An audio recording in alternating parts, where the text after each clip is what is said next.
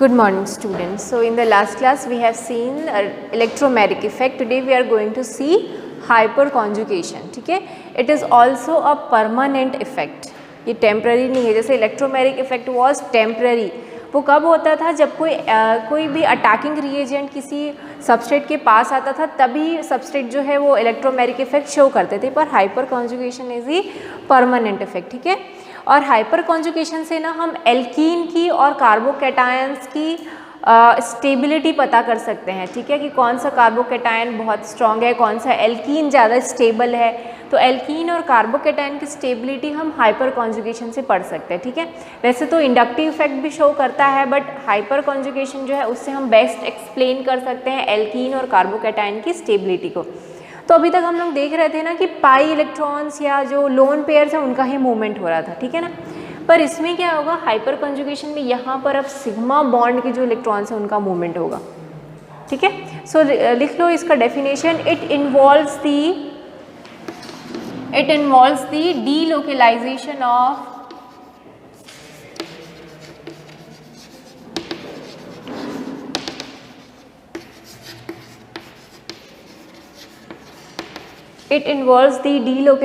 Of sigma electrons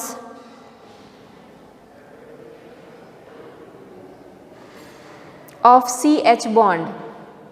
sigma electrons of जो carbon hydrogen bond है वहाँ पर की बॉन्ड जो है उसके इलेक्ट्रॉन्स जो है वो डीलोकलाइज होंगे. ठीक है, ऑफ एन एल्काइल ग्रुप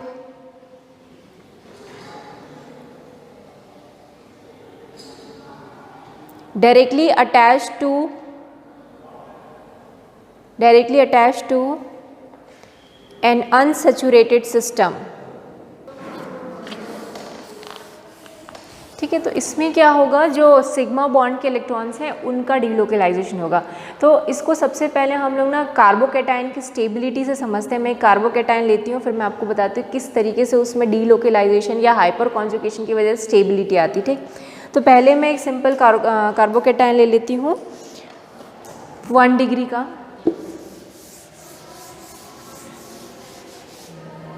या जो आपकी बुक में कार्बोकैटायन दिया है वही ले लेते हैं. ठीक है,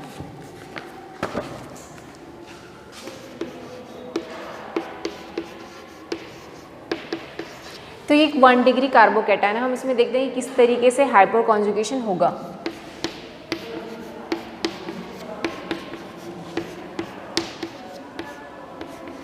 इसको मैं ऐसा लिख सकती हूँ. तो क्या बोलता है, क्या होगा हाइपर कॉन्जुगेशन में, सिग्मा बॉन्ड के जो इलेक्ट्रॉन है उनका डीलोकलाइजेशन होगा. और वो सिग्मा बॉन्ड कौन से होंगे, कार्बन हाइड्रोजन बॉन्ड होंगे.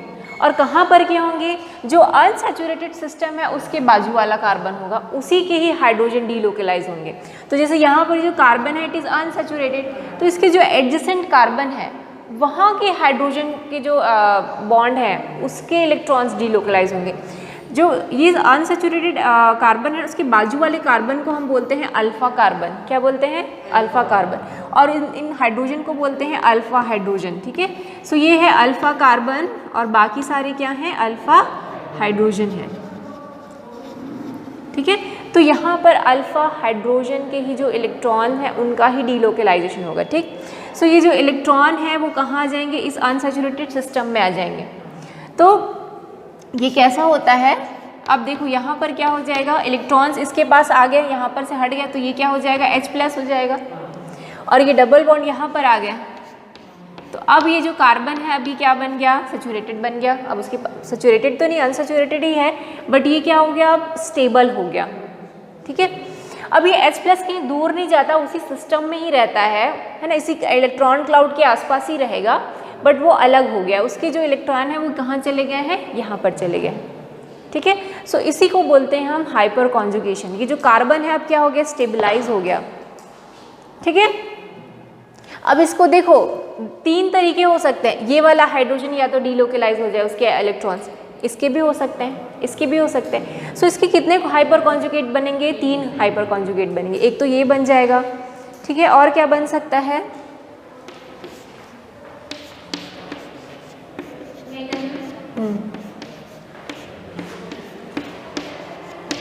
है ना, सेकेंड कार्बन के जो है सेकेंड वाला हाइड्रोजन है उसके इलेक्ट्रॉन जा सकते हैं। और थर्ड क्या हो सकेगा,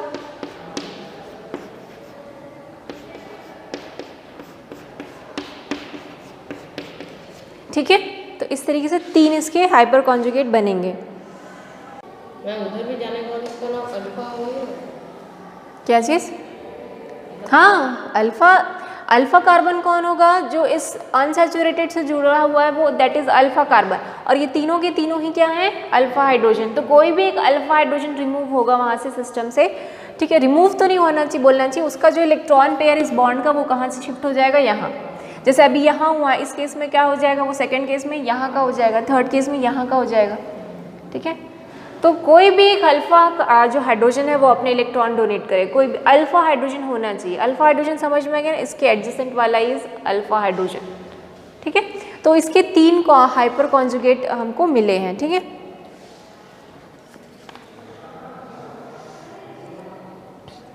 इसको नो बॉन्ड रेजोनेंस भी बोलते हैं। हाइपर कॉन्जुगेशन को और क्या बोलते हैं, नो बॉन्ड रेजोनेंस। क्यों बोलते हैं नो बॉन्ड रेजोनेंस? देखो यहाँ पर भी रेजोनेंस टाइप का हो तो रहा है बट कोई बॉन्ड नहीं है, देखो हट जाता है यहाँ से बॉन्ड, है ना, इनके बीच कोई बॉन्ड नहीं रह जाता। अट्रैक्शन फोर्स है बट यहाँ पर कोई बॉन्ड नहीं है, ठीक है।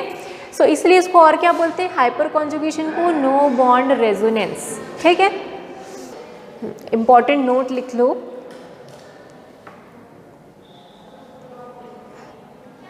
more the number of alpha hydrogen atoms, more the number of alpha hydrogen atoms, more are the number of hyper conjugative structure, more are the number of hyper conjugative structures and hence greater the stability, ठीक है।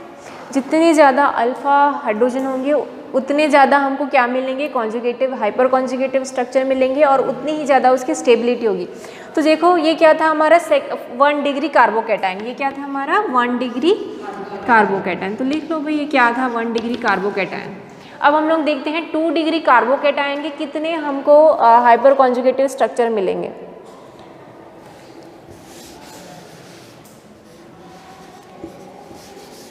तो 2 degree कैसा होता है,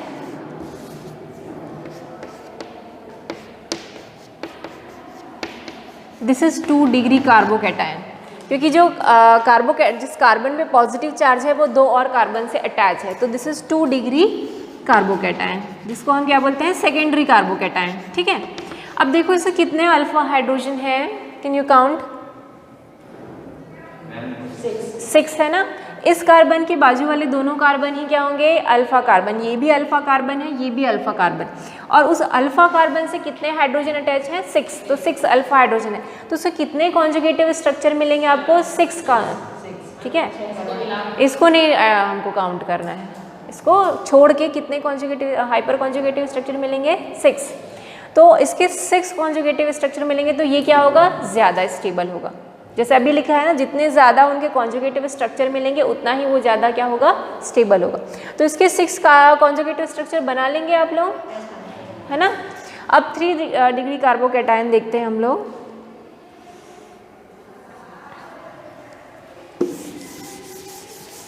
सो 3 degree carbocation क्या होता है, ये जो कार्बन है जिसमें प्लस चार्ज है वो क्या होगा, 3 और कार्बन से अटैच होगा। So this is 3 degree carbocation. बाकी की सारी वैलेंसी आप किससे कंप्लीट कर लो, हाइड्रोजन से कंप्लीट कर लो। यस सर, वो इंग्लिश पढ़ रहे थे, मैं बोली कि सर अभी बिजी हैं करके। This is 3 degree carbocation. अब इसमें बताओ अल्फा हाइड्रोजन कितने हो जाएंगे हमारे, 9 हो जाएंगे ना, क्योंकि ये भी अल्फा कार्बन है, ये भी अल्फा कार्बन है, ये भी अल्फा कार्बन, तो उससे 9 हाइड्रोजन अटैच है, तो इसके 9 हाइपर कॉन्जुगेटिव स्ट्रक्चर बनेंगे। तो अब हम बता सकते हैं कि 3 डिग्री, 2 डिग्री और 1 डिग्री में कौन ज़्यादा स्टेबल होगा, कौन सा होगा, 3 डिग्री, है ना। जो टर्शियरी कार्बोकैटायन है it will be more stable. So stability हम लिख सकते हैं, स्टेबिलिटी ऑफ कार्बोकैटायंस क्या होगा, order of stability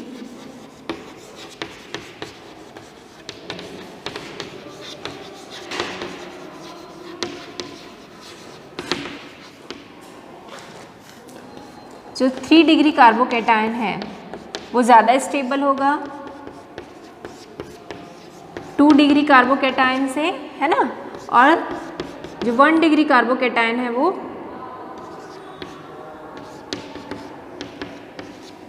less stable होगा।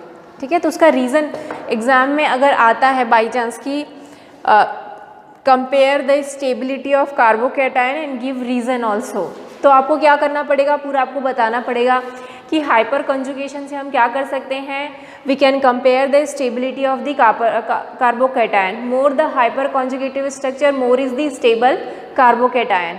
ठीक है ना,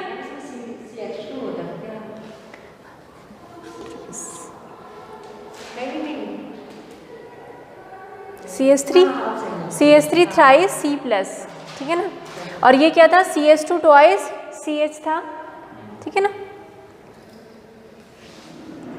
तो आंसर अगर एग्जाम में आएगा तो लिख लेंगे ना, कैसे लिखना होगा, क्या लिखना होगा कि more the number of hyper conjugative structure more is the stable of the more will be the stability of the carbocations. फिर आपको सबको बताना है कि भाई इसमें इतने अल्फा हाइड्रोजन है तो इसके इतने हाइपर कॉन्जुगेटिव स्ट्रक्चर बनेंगे, इसमें इतने अल्फा हाइड्रोजन है तो सबसे ज़्यादा अल्फा जो हाइपर कॉन्जुगेटिव स्ट्रक्चर किसके रहेंगे, 3 डिग्री कार्बोकैटायन के, तो वो सबसे ज़्यादा स्टेबल रहेगा। उसके बाद आपको ऑर्डर लिखना पड़ेगा। ठीक है, एक्सप्लेन कर लेंगे आंसर।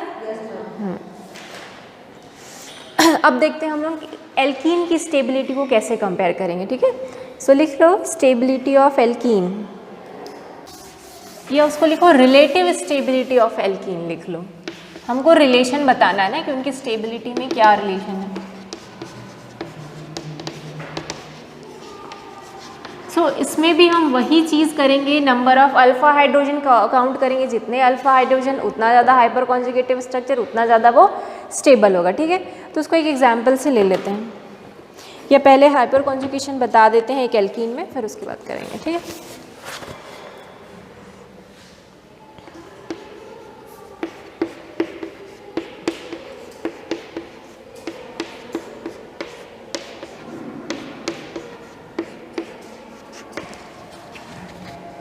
अब इसमें अल्फा कार्बन पहचान सकते हैं, कौन सा होगा अल्फा कार्बन। ये कार्बन भी अनसैचुरेटेड है, ये कार्बन भी अनसैचुरेटेड है, तो इन दोनों के एडजेसेंट कार्बन को हम क्या बोलेंगे, अल्फा कार्बन। इसके एडजेसेंट तो कोई कार्बन ही नहीं है, इसके एडजेसेंट कार्बन है, so this will be the alpha carbon. ठीक है, ये हमारा दोनों अनसैचुरेटेड है, उसके साइड वाला, तो दिस इज अल्फा कार्बन।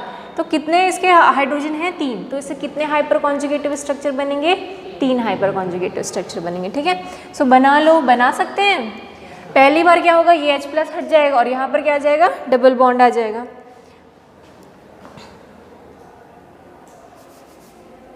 अब ये अगर यहाँ डबल बॉन्ड आ गया, ठीक है, अगर यहाँ डबल बॉन्ड आ जाता है तो इस कार्बन पे तो 5 बॉन्ड हो जाएंगे। फिर क्या होगा, इस कार्बन जो इलेक्ट्रॉन जो है वो उसको ये ले लेगा। ठीक है, समझ रहे हैं क्या बोल रहे हैं, ये जो है यहाँ आ गया सपोज, तो इस कार्बन के पास कितने बॉन्ड हो गए, 5, तो इसके जो इलेक्ट्रॉन है वो किसके पास चले जाएंगे, इस वाले कार्बन के पास। तो क्या बनेगा, ये तो पूरा H वैसे ही रहेगा, यहाँ पर क्या हो जाएगा H+। अब यहाँ पर क्या हो गया, डबल बॉन्ड, यहाँ पर सिंगल बॉन्ड ही रहेगा, इस वाले कार्बन में माइनस चार्ज। ठीक है, क्या कुछ डाउट आ रहा है इसमें, यस अतुल। इस अभी तो 4 है, बट ये इलेक्ट्रॉन अगर यहाँ आ गया सपोज, जैसे है ना, तो ये जो है यहाँ पर आ गए हैं। समझ रहे हैं क्या बोल रहे हैं, ये देखो अगर मैं यहाँ पर भी डबल बॉन्ड बना देती हूँ तो इस कार्बन के कितने हो गए, 5 हो सकते हैं क्या, नहीं। तो ये वाले जो डबल बॉन्ड के इलेक्ट्रॉन है वो इसके पास शिफ्ट हो गया, तो अब इसके पास क्या होगा, अब देखो इसके पास 3 बॉन्ड है बट इलेक्ट्रॉन्स भी हैं यहाँ पर, एक पेयर है उसके पास, तो इसकी भी पूरी वैलेंसी क्या है, कंप्लीट है। तो इस तरीके का पहला हाइपर कॉन्जुगेशन स्ट्रक्चर बनेगा। अब दूसरा बना लेंगे अपने खुद से, सेम ऐसे ही बनेगा, ये H+ की जगह आप ये वाले को H+ बना दो और यहाँ से बॉन्ड अटैच कर दो। ठीक है, तो दूसरा कंजुगेट स्ट्रक्चर कौन सा वाला, यहाँ का डबल बॉन्ड इस साइड आता था, ये तो एल्कीन है ना, तो एल्कीन कैसा होता है, ये क्या है तुम्हारा, प्रोपीन है। हाँ हाँ, यहाँ का डबल बॉन्ड इधर, एक बॉन्ड इधर शिफ्ट हुआ ना, ये वाला बॉन्ड, तो माइनस, ये माइनस में आ गया ना, इलेक्ट्रॉन जो है एटम में शिफ्ट हो गया। हमने इलेक्ट्रॉन मूवमेंट पढ़ा था ना कि बॉन्ड के इलेक्ट्रॉन कहाँ शिफ्ट हो रहे हैं, एटम में, ठीक है। सो यहाँ पर ये जो बॉन्ड के इलेक्ट्रॉन इस एटम में शिफ्ट हो गए, कौन से एटम में, कार्बन एटम में, तो इसलिए उस पर क्या आ गया, माइनस चार्ज आ गया। अगला हाइपर कॉन्जुगेशन स्ट्रक्चर ये बनेगा, हमने पहले ये हाइड्रोजन लिया, अब ये हाइड्रोजन लेंगे और थर्ड में क्या लेंगे, वो तीसरा हाइड्रोजन, थर्ड वाला स्ट्रक्चर बन जाएगा, ठीक है। अगर एग्जाम में ऐसा आएगा तो बन जाएगा। आप एक क्वेश्चन होमवर्क भी लिख लो, होमवर्क है draw hyper conjugative structure for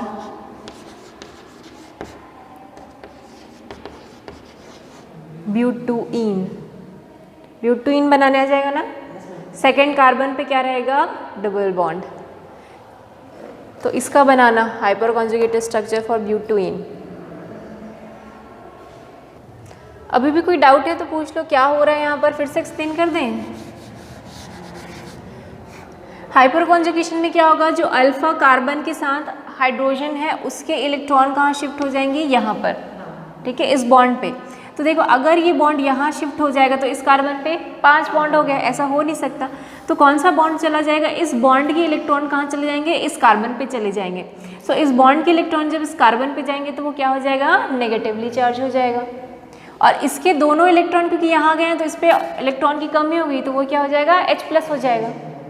समझ रहे हैं क्या हो रहा है, तो ये हो रहा है, ठीक। अब हम देखते हैं रिलेटिव स्टेबिलिटी कैसे कंपेयर करना है। तो उसमें भी हम यही देखेंगे कि कितने अल्फा हाइड्रोजन है, जितने ज़्यादा अल्फा हाइड्रोजन उतना ज़्यादा उसमें हाइपर कॉन्जुगेशन और उतना ही वो स्टेबल रहेगा, ठीक। रब कर दो, आपको बताना है इसमें से कौन सा ज़्यादा स्टेबल है, ठीक है।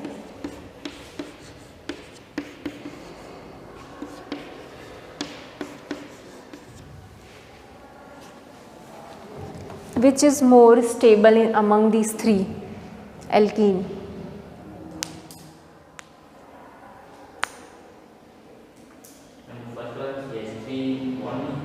हाँ, इस बॉन्ड में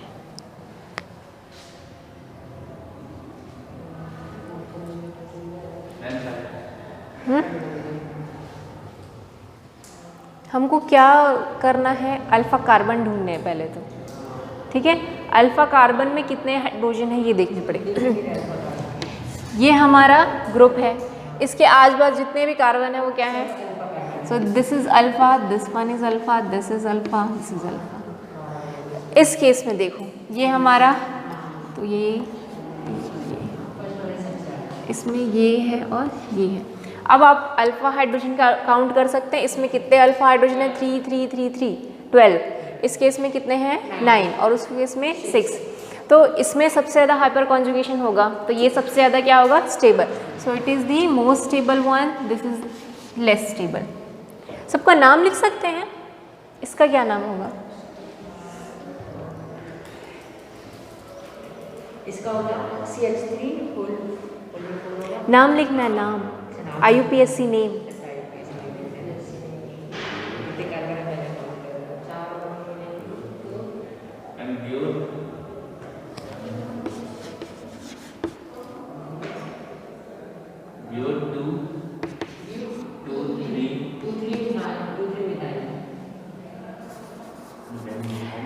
मिथाइल है, सब्स्टिट्यूएंट है, उसको तो सबसे पहले लिखना है आपको सब्स्टिट्यूएंट को। हाँ तो 2 3 फिर से सोच लो, 2 3 di methyl, 2 3 di methyl butene. कैसा ब्यूटीन है ये, 2 इन है ये ना, first position, second, third, fourth. तो सेकंड बॉन्ड में डबल बॉन्ड है तो ब्यूटूइन, ठीक है ना। इसका नाम हो जाएगा 2 3 डाइमिथाइल ब्यूटूइन। इसका क्या नाम हो जाएगा, अब इसका तो इजी हो जाएगा। अब कहाँ से नंबरिंग शुरू करो, यहाँ से, क्योंकि सेकंड सब्स्टिट्यूएंट आना चाहिए ना, पहले आना चाहिए। क्या हो जाएगा इसका नाम, वेरी गुड,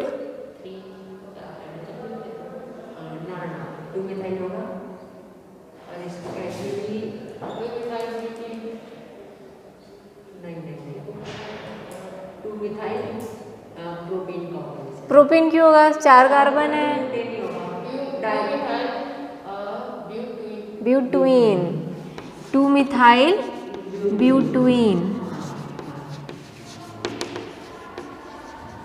ठीक है ना, वो वाला। ये बहुत इजी है।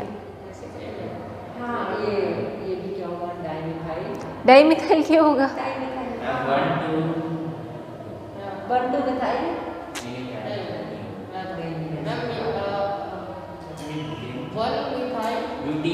ब्यूटीन है ये, सिंपल ब्यूटुइन है ये। कार्बन के लॉन्ग चेन ढूंढो ना, 1 2 3 4, तो क्या बन गया ये, ब्यूटुइन। तो ये ब्यूटुइन है, सिंपल, ठीक है ना। नेमिंग पे और ध्यान दो, अभी बहुत वीक है आप लोगों का। So this is the order of stability.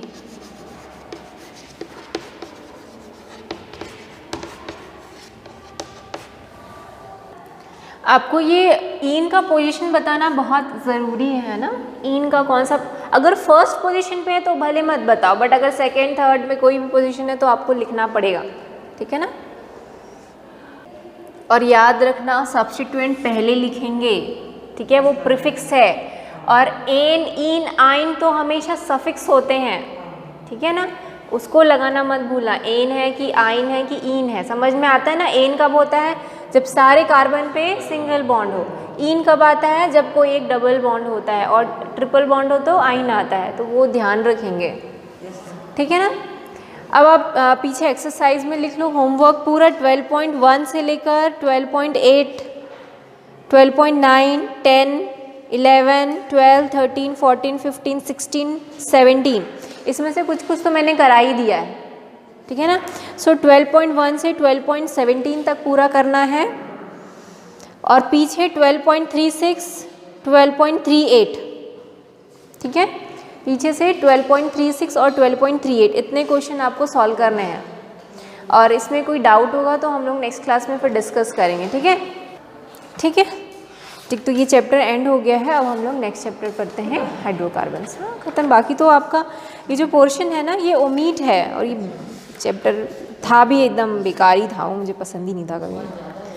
ये सब आपका जो टेस्ट है ना, नहीं बहुत ज़्यादा नहीं है, ये ऐसा दिखता है एक क्लास का है, पर ये सब आप पढ़ चुके हैं। ये क्रिस्टलाइजेशन, डिस्टिलेशन, ये सब पढ़ चुके हैं ना, फ्रैक्शनल डिस्टिलेशन। क्रोमेटोग्राफी नया है आप लोगों के लिए, पर ऐसा जो सब कोई यूज़ नहीं है आप लोग अगर पढ़ते हैं तो।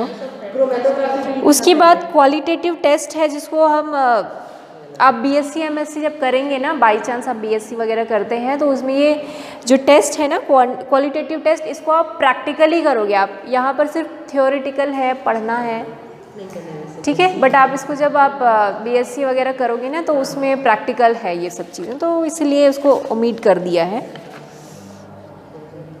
ठीक।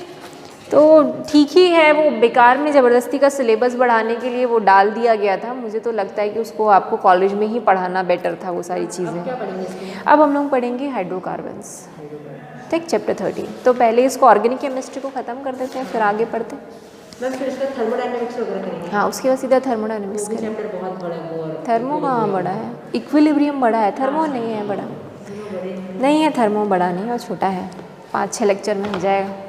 मेन है इक्विलिब्रियम बहुत बड़ा है, वो बहुत सारा है ना, ठीक। ओके स्टूडेंट्स, अगर आपको डाउट है just let me know. Thank you.